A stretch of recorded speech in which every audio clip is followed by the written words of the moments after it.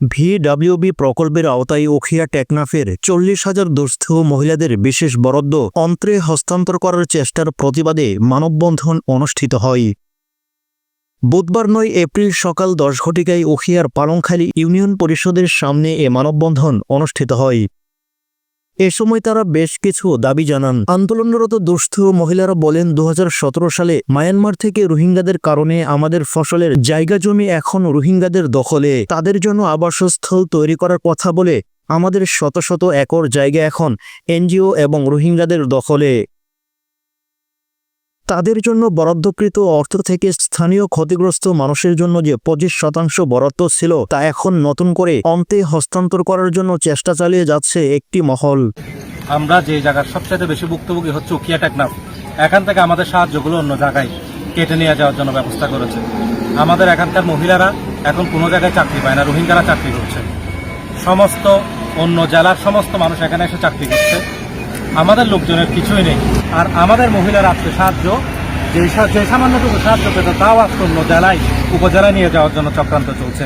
আমরা এটা উখিয়া বিএনপির পক্ষ থেকে, উখিয়া উপজেলা বিএনপি, উখিয়া উপজেলা ছাত্রদল, উখিয়া উপজেলা কৃষক দলের পক্ষ থেকে আমরা তীব্র প্রতিবাদ জানাই এবং আমরা আশা করি আমাদের সমস্ত উখিয়া উপজেলার জনসাধারণ এবং টেকনাফ উপজেলার জনসাধারণ সমস্ত মানুষের কথা চিন্তা করে এই সাহায্য, সামান্য যে সাহায্যটুকু আমাদের মহিলাদেরকে দেয়া হয় সেটা এখানে রাখা হোক।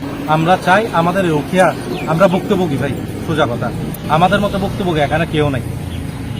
এই অনুদান যাতে এখানেই থাকে, এখান থেকে অন্য কোনো জায়গায় যাতে না নেওয়া হয়। তারই প্রতিবাদে আজকের এই মানববন্ধন। তারা আরো বলেন, রোহিঙ্গাদের জন্য যেভাবে গ্যাস চাল দিয়ে সহযোগিতা করা হচ্ছে, আমরা যারা অসহায় দুস্থ মহিলা আছি আমাদেরকেও সে সহযোগিতার আওতায় রাখতে হবে। অন্যথায় হয়তো আইন শৃঙ্খলা পরিস্থিতি। জানেন ভিডব্লিউবি এই যে প্রকল্পের আওতায় উখিয়া টেকনাফের যে আপনার দুস্থ মহিলাদের যে বরাদ্দটি দেওয়া হয়, এটি আমরা শুনতে পাচ্ছি এটি কেটে নেওয়ার জন্য একটি পায়তারা চলছে। আপনারা জানেন সাবেক কক্সবাজারের এমপি আপনার কমলের ষড়যন্ত্র এটি কেটে নেওয়ার জন্য আমরা তৎপরতা দেখতে পাচ্ছি এবং এই জন্য আমরা উখিয়া টেকনাফের মানুষ এখন সাধারণ মানুষের পক্ষে দাঁড়িয়েছি। আপনারা জানেন গত দিনে যখন রোহিঙ্গারা এখানে এসেছিল, বিশেষ করে আমাদের উখিয়া উপজেলায় এসেছিল, টেকনাফে এসেছিল, তাদেরকে জায়গা দিয়েছি আমরা, তাদের খাবার দাবার দিয়েছি আমরা, তাদের যে আমরা দরদ দেখিয়েছি, তা আমরা এখন নিজেরা ভুক্তভোগী, আমরা নিজেরা সমস্যার মধ্যে পড়ে গেছি। এবং আপনি আরও জানবেন যে আমাদের হোস্ট কমিউনিটির নামের যে 25% যে বরাদ্দ, এটি সুষ্ঠু বন্টন হচ্ছে বলে আমার মনে হচ্ছে না। অনতিবিলম্বে সরকারের ঊর্ধ্বতন কর্মকর্তা যারা রয়েছে তাদেরকে বলবো, আপনার এখানে যে 40% যেটি ভিডব্লিউবি এর যে বরাদ্দ, এটি আরও বাড়ানো হোক এবং আরও বিভিন্ন খাদ্য সহায়তা এবং কর্মসংস্থানের ব্যবস্থা উখিয়া টেকনাফের মানুষের জন্য যাতে করে, এই দাবিটুকু জানাচ্ছি।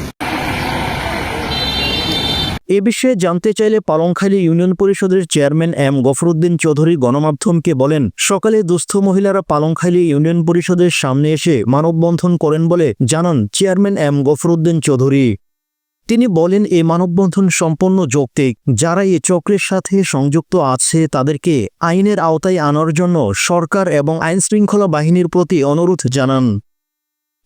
রোহিঙ্গারা এসে শুধুমাত্র ক্ষতির সম্মুখীন হয়েছে, কিন্তু এখানকার ক্ষতিগ্রস্ত জনগণের জন্য বরাদ্দকৃত 25% অন্ত্রে সরিয়ে নিতে চেষ্টা করা হচ্ছে, তা আমরা জানি না।